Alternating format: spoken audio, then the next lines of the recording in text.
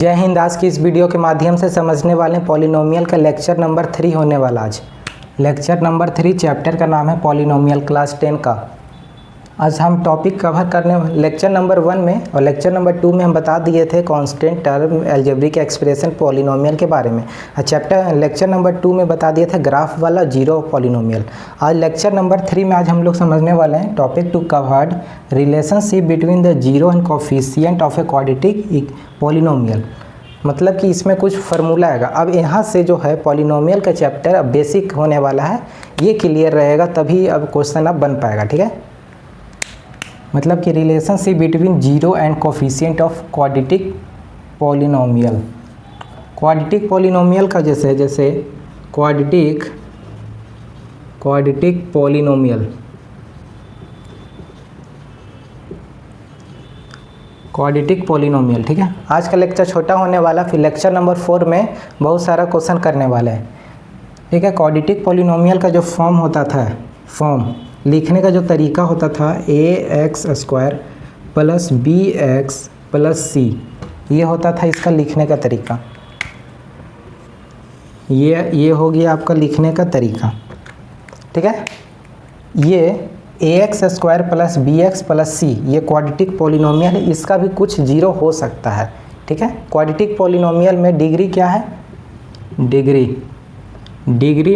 2 होता, मतलब कि मैक्सिमम जीरो जो रहेगा 2 रहेगा। मैक्सिमम जो जीरो रहेगा 2 रहेगा, 2 से ज़्यादा नहीं होगा। 2 भी हो सकता, 1 भी हो सकता, नहीं भी हो सकता। जो 2 होने वाला है, ठीक है, जो 2 होगा मतलब यहाँ पे लिख देते हैं मैक्सिमम 0 2, मतलब डिग्री भी 2 रहेगा इसका जो 2 को जो जीरो हम लोग आज लेंगे, नाम हल्का सा अलग रहेगा। एक लेंगे हम लोग अल्फ़ा, एक को लेंगे अल्फ़ा, एक को लेंगे बीटा, अल्फ़ा बीटा लेंगे। ठीक है, एक ये लेंगे अल्फ़ा लेंगे, एक बीटा लेंगे। लेते हैं कि एक जीरो अल्फ़ा है, एक जीरो बीटा है। उस पे हम लोग आज करने वाले हैं question relationship between zero and coefficient of quadratic polynomial. ठीक है, एक होता है इसका जैसे जीरो का जैसे सम हो गया, प्रोडक्ट हो गया। एक फार्मूला होता है यहाँ पे क्या?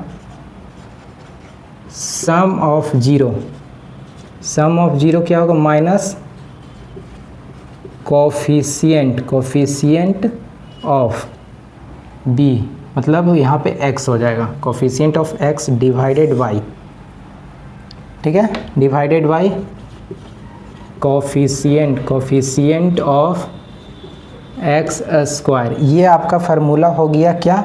अल्फ़ा प्लस बीटा का। सम ऑफ जीरो मतलब अल्फ़ा प्लस बीटा जोड़ेंगे तो इसका जो फार्मूला आएगा, इसका निकल के आता -b/a आएगा। मतलब -b के जगह कोफिशिएंट ऑफ x, मतलब इसका कोफिशिएंट b हो गया, a हो गया। a कैसे निकलेगा? कोफिशिएंट ऑफ x² का a यहाँ पे आ गया। ठीक है, ये फार्मूला है सम ऑफ जीरो निकालने का। एक और फार्मूला होता है इसका, ये तो मिटा देते हैं अब, इसका तो अब ज़रूरत।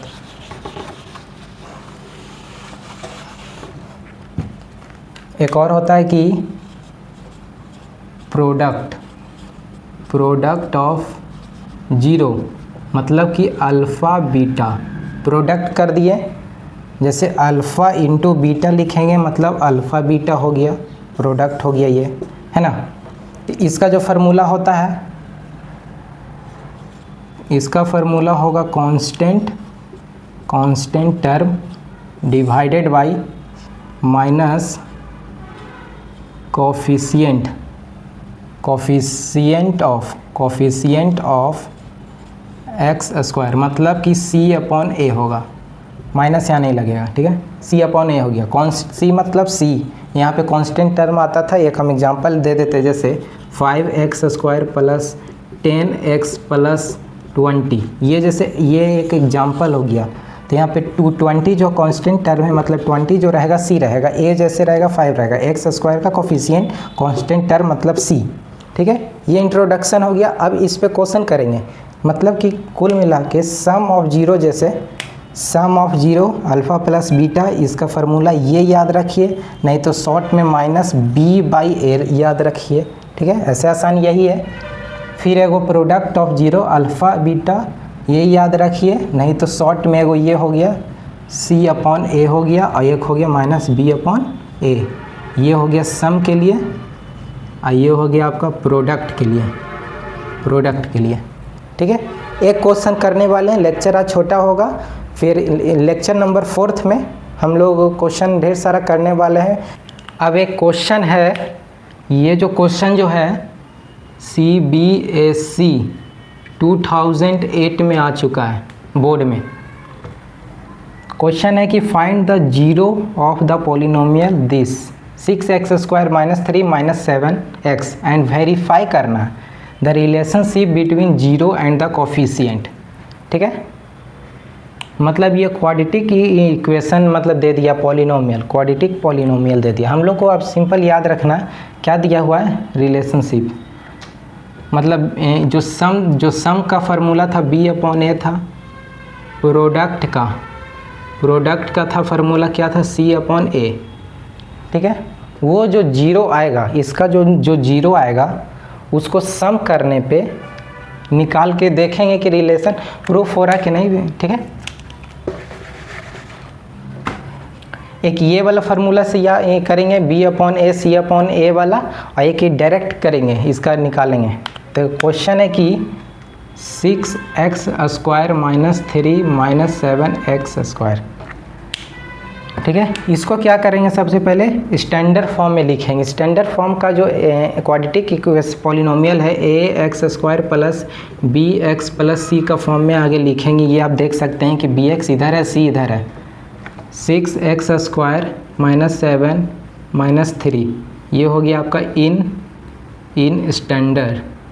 इन स्टैंडर्ड फॉर्म हो गया आपका। ठीक है,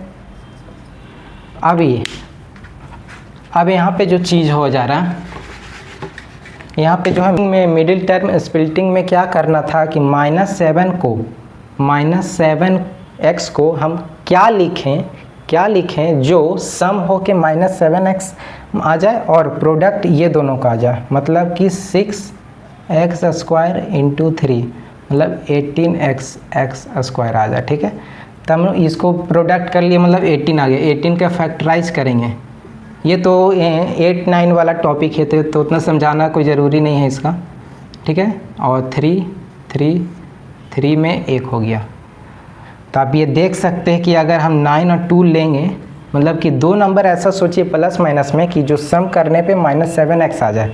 ये लास्ट में x हम लगा देंगे। तो आप यहाँ पे देख सकते हैं कि अगर -9 + 2 ले लेंगे तो -7 आ जाएगा, और -9 × 2 करेंगे तो -18 भी आ जाएगा।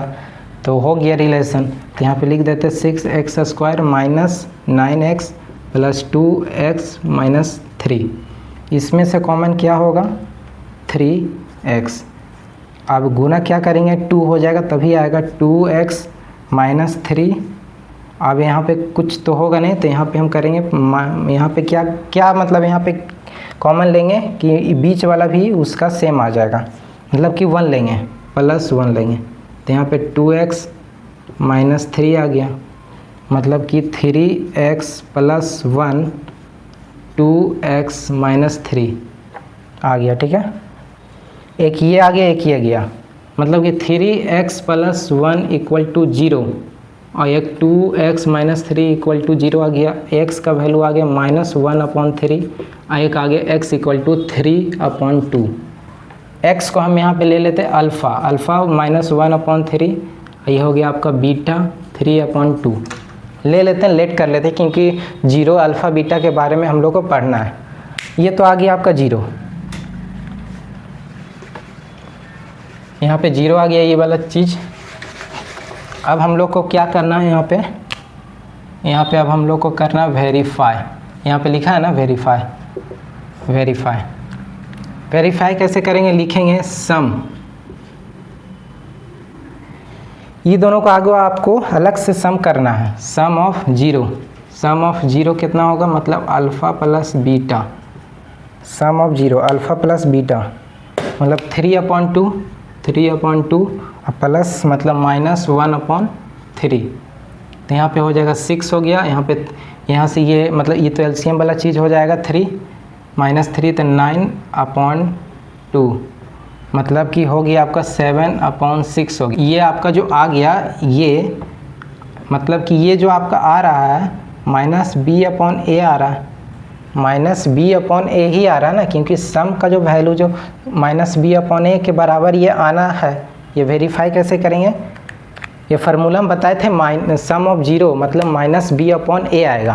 तो -b आपको यहाँ पे देखना, b कौन सा ये है b, मतलब कि माइनस ये, ठीक है, यहाँ पे लिख देते हैं, यहीं पे लिख देते हैं -b का वैल्यू कितना 7, a का मतलब कोफिशिएंट ऑफ x स्क्वायर 6 हो गया, और ये अंदर में ये था इक्वल टू 7/6 मतलब 7/6 इक्वल टू 7/6। ये आपका वेरीफाई हो गया। क्या वेरीफाई हो गया, सम ऑफ जीरो। अभी प्रोडक्ट बाकी है, यहाँ पे लिखेंगे प्रोडक्ट ऑफ जीरो मतलब हो गया अल्फ़ा बीटा मतलब गुना कर देंगे सीधा सीधी, मतलब 1/-1/3 इंटू 3/2 कर देंगे तो -3/6 आ जाएगा, ठीक है। इसका जो फार्मूला था c/a आ जाएगा, c/a इक्वल टू -3/6 के बराबर आएगा तभी ठीक है। c कौन सा यहाँ पे वैल्यू है -3/a मतलब coefficient of x square, a मतलब coefficient of x square, c मतलब कांस्टेंट टर्म, b मतलब कोफिशिएंट ऑफ x। तो यहाँ पे a है तो कोफिशिएंट ऑफ x स्क्वायर यहाँ पे 6 आ जाएगा, यहाँ पे इक्वल टू -3/6 आ गया।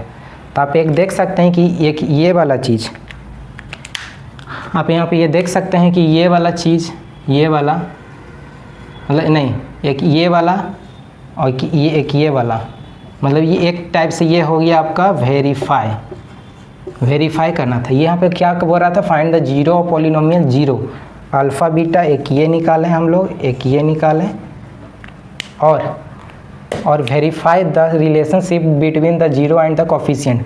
रिलेशनशिप बताना था, रिलेशनशिप तो हम लोग ये बात कर दिए थे, और एक ये वाला कर दिए, एक ये वाला हो गया, मतलब बराबर आना कोई ज़रूरी, अगर गलत बराबर नहीं आया तो हम लोग जो जीरो निकाले वो गलत था, बराबर आ गया इसका मतलब सही है, तो ये सही हो गया, एक ये सही हो गया, वेरीफाई हो गया, मतलब ये क्वेश्चन कंप्लीट हो गया। लेक्चर नंबर 3 यहीं तक ख़त्म होता है। लेक्चर नंबर 4 में और मतलब बढ़िया क्वेश्चन लाएंगे।